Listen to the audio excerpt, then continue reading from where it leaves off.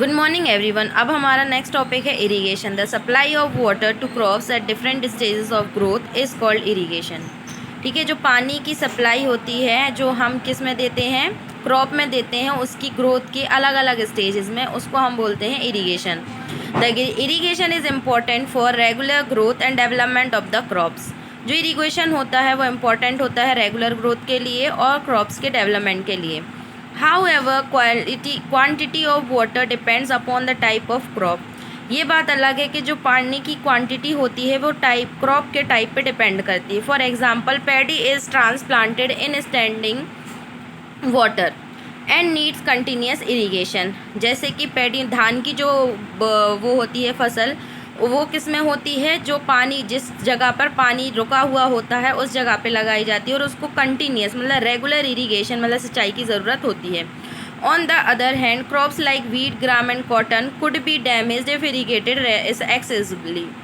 और जबकि दूसरी तरफ अगर जैसे कि गेहूँ, चना और कपास की जो खेती होती है उसको अगर हम रेगुलर क्या करते हैं, वो देते हैं, सिंचाई करते हैं, तो क्या हो जाती है, सड़ जाती है। The major source of water in the field is rainfall. जो खेतों में मेन सोर्स होता है पानी का वो क्या होता है, रेनफॉल मतलब बारिश होती है। Since the time and amount of rainfall fluctuates, farmers depend on the alternative source of irrigation. ये बात अलग है कि जो टाइम और अमाउंट होती है रेनफॉल की वो फ्लक्चुएट होती रहती है, मतलब स्थिर नहीं रहती है, इसीलिए किसानों को एक अल्टरनेटिव सोर्सेज की ज़रूरत पड़ती है इरीगेशन के। These sources are river, water reservoirs, lakes, ponds, wells and tube wells. ठीक है, ये सोर्सेज क्या क्या होते हैं, नदी होते हैं, वाटर रिजर्वरीज होते हैं, लेक होते हैं, पॉन्ड होते हैं, वेल और ट्यूब वेल्स होते हैं। Water from these sources is either pumped by using electric और डीजल पम्प्स और डिस्ट्रीब्यूटेड बाय इरीगेशन कैनाल्स। इन जो पानी रहता है इन सोर्सेज से वो क्या होता है, इलेक्ट्रिक या फिर डीजल पंप की मदद से या फिर इरिगेशन कैनाल की मदद से डिस्ट्रीब्यूट किया जाता है। अब ट्रेडिशनल मेथड ऑफ इरिगेशन, जो ट्रेडिशनल मेथड होती है, पारंपरिक विधियां होती हैं सिंचाई की, अब उनके बारे में हमें देखना है। तो earlier the water available in wells, lakes and canals is lifted up by different methods. पहले जो पानी होता था जो कि वेल्स, लेक और कैनाल में मौजूद होता था, वो अलग अलग मेथड से क्या किया जाता था, लिफ्ट किया जाता था। कैटल और human labour is used in these methods. इसमें कैटल या ह्यूमन लेबर यूज़ किया जाता था इन मेथड्स में। So these methods are cheaper but less efficient. ये मेथड्स सस्ती तो होती थी लेकिन इतनी प्रभावशाली नहीं होती थी। The various traditional methods are chain pump, देखली, राहत एंड मोथ पुली सिस्टम।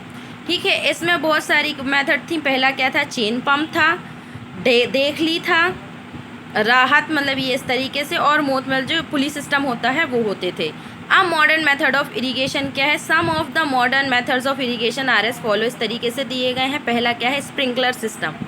क्या है, स्प्रिंकलर सिस्टम। तो this method is more useful where water scarcity is most common such as desert. ठीक है, ये मेथड वहाँ यूज़ की जाती है जहाँ पानी की सबसे ज़्यादा कमी होती है, जैसे कि रेगिस्तानों में। The sprinkler system consist of a main pipe to which many small pipes are attached at a regular intervals. ठीक है, इसमें क्या होता है, स्प्रिंकलर सिस्टम में एक मेन पाइप में बहुत छोटे छोटे से पाइप अटैच होते हैं एक रेगुलर इंटरवल के साथ। Each small pipe has a rotating nozzle on the top, और इन प्रत्येक छोटे छोटे पाइप में एक रोटेटिंग नोजल फिट होती है उनके टॉप पे। When water is allowed to flow through the main pipe under pressure with the help of pump, it enters into the attached pipe and comes out in the form of sprinkle through the nozzles। ठीक है, जब ये छोटे pipe क्या होते हैं, rotate करते हैं, सॉरी, जब वाटर है जो बड़े पाइप में जाता है तो वो प्रेशर के साथ जाता है पंप की वजह से, तो ये पानी कहाँ, छोटे छोटे पाइप में एंटर हो जाता है और वो जहाँ क्या हो जाता है, नोजल्स की मदद से स्प्रिंकल के फॉर्म में फील्ड में चला जाता है। This method can be compared with the natural rain. इस मेथड को नेचुरल रेन के जैसे ही कंपेयर किया जाता है, मतलब ये नेचुरल रेन जैसी ही रहती है। Drip system, drip irrigation is also called trickle irrigation. इसको हम ट्रिकल इरीगेशन भी कहते हैं। When a field is irrigated by any of the other method, जब भी कोई फील्ड कोई भी दूसरी मेथड से क्या किया जाता है, इरीगेट किया जाता है, मतलब सींचा जाता है, only A small part of the water used is actually taken up by the plants. तो इसमें से कुछ पार्ट ही जो है पानी का वही यूज़ किया जाता है प्लांट्स की मदद से। Rest of the water is lost by evaporation, और बाकी का बचा हुआ पानी एवेपोरेशन की वजह से क्या हो जाता है, उड़ जाता है। But drip system is very useful in saving water although it is more expensive than the other techniques of irrigation. अब जो ड्रिप सिस्टम होता है वो पानी बचाता है, लेकिन इसके साथ साथ ये बहुत ज़्यादा खर्चीला भी होता है बाकी इरीगेशन मेथड्स की कंपैरिजन में। In this method water is made available only to a small area of the soil around the roots of the plant with the help of a plastic tube buried in the ground। ठीक है, इस method में क्या होता है, थोड़ा सा पानी ही पेड़ों की जड़ों के पास जाता है एक पॉलीथीन ट्यूब की, प्लास्टिक की ट्यूब की मदद से, जो कि कहाँ रहती है, ग्राउंड में रहती है, दबी हुई रहती है। Since water drip slowly into the soil surface close to the roots the loss of water by evaporation is considerably reduce. अब जो पानी है वो थोड़ा थोड़ा जाता है मिट्टी में और वो जड़ों के पास जाता है, इसीलिए वो एवेपोरेशन की वजह से वेस्ट नहीं होता है। फिर है प्रोटेक्शन फ्रॉम वीड्स, मतलब खरपतवार से क्या बचाव जो होता है वो देखना है हमें। तो the unwanted plants which grow along with the cultivated crop in the field is called weeds. ठीक है, जो अनवांटेड मतलब ना चाहे अनचाहे पेड़ हो जाते हैं ये क्रॉप्स के साथ, हमारी फसल के साथ, उनको हम वीड्स बोलते हैं।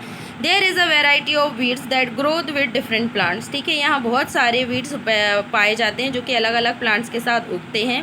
Type of weeds depend upon season and place. जो टाइप होती है वीड्स की वो सीज़न और प्लेस पे डिपेंड करती है। The most common weeds are amaranthus, जिसको हम चौलाई बोलते हैं, सेनोपोडियम, जिसको हम बथुआ बोलते हैं, और वाइल्ड ओट, जिसको हम जई बोलते हैं। Weeds grow faster than the main crop and soon spread to the field. ठीक है, जो वीड्स रहते हैं वो बहुत जल्दी बढ़ते हैं और पूरे खेत में फैल जाते हैं। Therefore compete with the main crops of for sunshine, water and space in the field। और इसकी वजह से वो क्या कर देते हैं, जो पानी रहता है वो भी ले लेते हैं, धूप भी वही सोख लेते हैं, और जो फील्ड का हिस्सा मतलब वो जो खाली जगह रहती है वो भी उन्हीं के कब्जे में आ जाती है। Hence they need to be removed as they use up the nutrients present in the soil। इनको इसीलिए भी हटाना बहुत ज़रूरी होता है क्योंकि ये सॉइल में जितने भी न्यूट्रिएंट्स पाए जाते हैं उनको भी ऑब्जर्व करते हैं।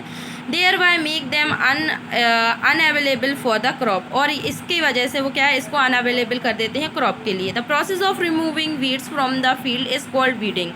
और जो वीडिंग की रिमूव करने की प्रोसेस होती है किसकी, वीड्स को फील्ड से, उसको हम बोलते हैं weeding.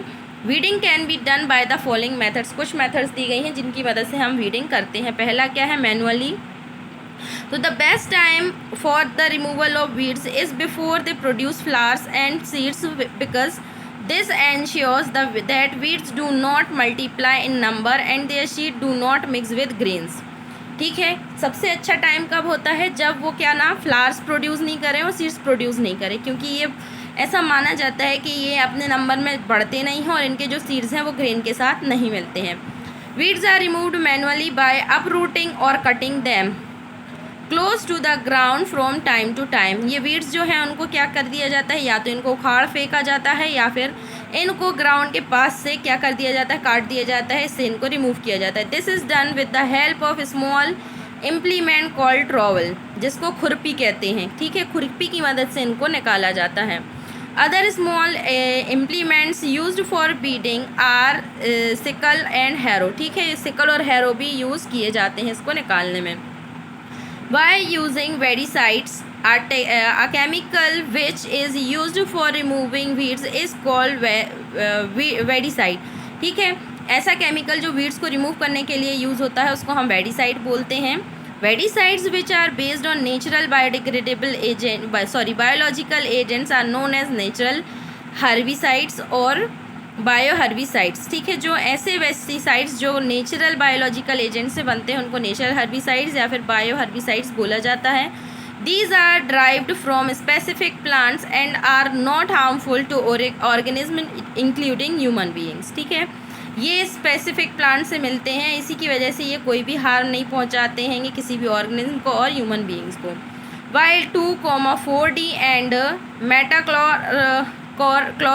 are the examples of some inorganic weeds. ठीक है, ये जबकि पेस्टिसाइड्स है, ये इनऑर्गेनिक पेस्टिसाइड्स हैं. These chemicals are diluted with water and sprayed in the field to kill the weeds.